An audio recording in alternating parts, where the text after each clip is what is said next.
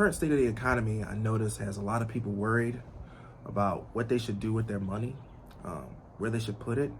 Can they even trust their money in the bank?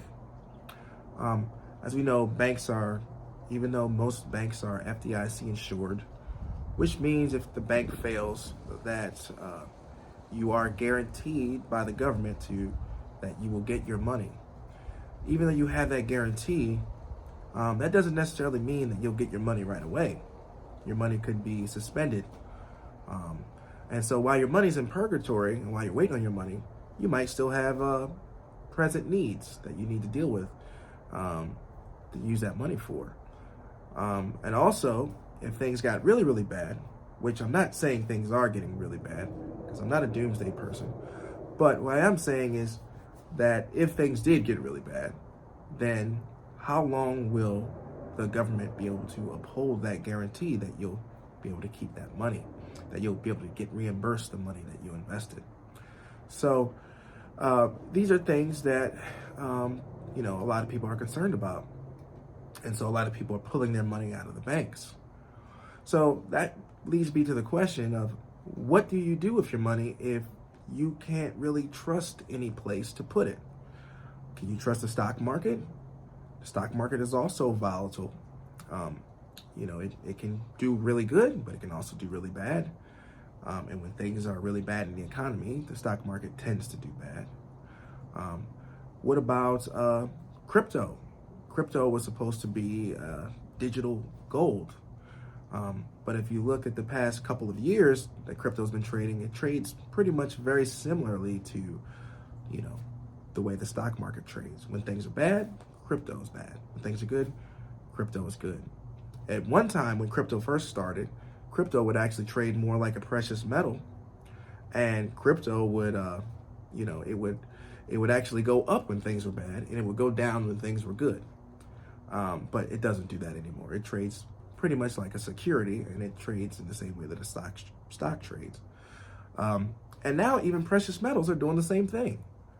Just because things seem to be going bad, gold used to, be a thing that would do well when things are bad. But now, even gold sometimes doesn't follow that pattern of doing well when things are doing bad and doing poorly when things are good.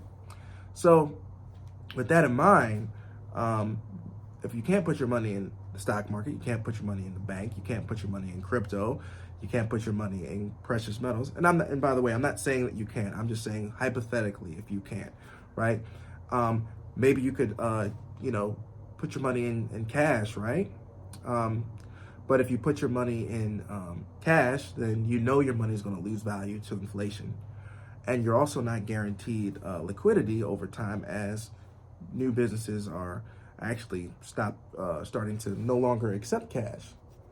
So if I can't put my money in cash, I can't put it in gold, I can't put it in the stock market, I can't use crypto, I can't even trust the bank, what can you do with your money? And by the way, this is not financial advice or anything like that. And also, this is not a doomsday channel. I'm not saying that everything is just bad and it's always bad. I'm just saying, hypothetically, what would you do with your money if you didn't know where, if you had nowhere where you could trust your money to go? Okay, so, one thing that I've noticed that is always a good investment is a physical asset, and a certain type of physical asset, and it has to meet a certain type of criteria. And that criteria is the physical asset has a current and present use case that generates some sort of value, whether it's a value in terms of producing your own food, your own energy, or even generating some form of value use case on your property, or even can generate income for you. And two, this physical asset also tends to retain value or even go up in value when things are rougher in the economy. And the third criteria is that this physical asset will give you a higher level of independence and self-sufficiency. So physical assets that meet those 3 points of criteria I think are always a good investment, but I think they're an even better investment when things are shaky and when things aren't so certain. So, what are some examples of those? I mean, there's millions of different examples, but just off the top of my head, recently we just got chickens here at the homestead. So, what value do my chickens bring to me? Well, they produce eggs, they produce protein for me and my family. They produce manure that I can grow other crops with. They actually do work on my property if you know how to manage them with permaculture principles. You can actually sell them for meat, because just like how I eat chicken, so does everyone else, or just about everyone else, and just about everyone else consumes eggs. And the prices of eggs and food is going up. So what better time to have something like chickens, right? That are generating that value. No, chickens don't solve all your problems, but they do start to solve some of your problems. So that's just a little example. Chickens, they meet that criteria. They have a present use case. They are more valuable when things are rough, and they give me a new level of self-sufficiency and independence. I'm not as reliant on the grocery store for food, right? And so chickens are a very small investment for most people, unless you're buying thousands of chickens and building a huge chicken operation or something like that. And if you have the money and the space to do that, that might be a great option for you to do something like that. Or it might just be 10 chickens, something simple like that.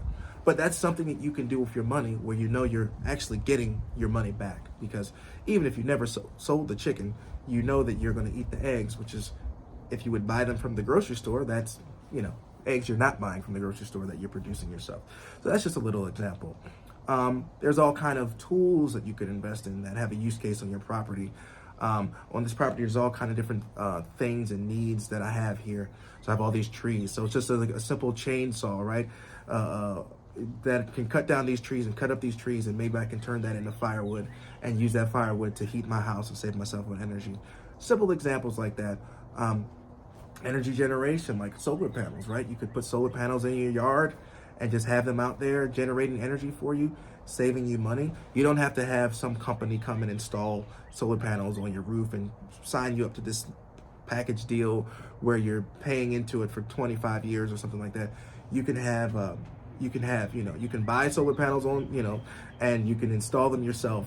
And it's really not as difficult as it seems to install them. So that's another option that you could invest your money and your time into, as opposed to just having money just sitting around, maybe generating interest if it's in the bank, but you can't necessarily trust it sitting there in the bank, or sitting in the form of cash, just losing value in terms of inflation, or sitting in the stock market, maybe going up in value, going down in value, who knows, depending on what you've invested in.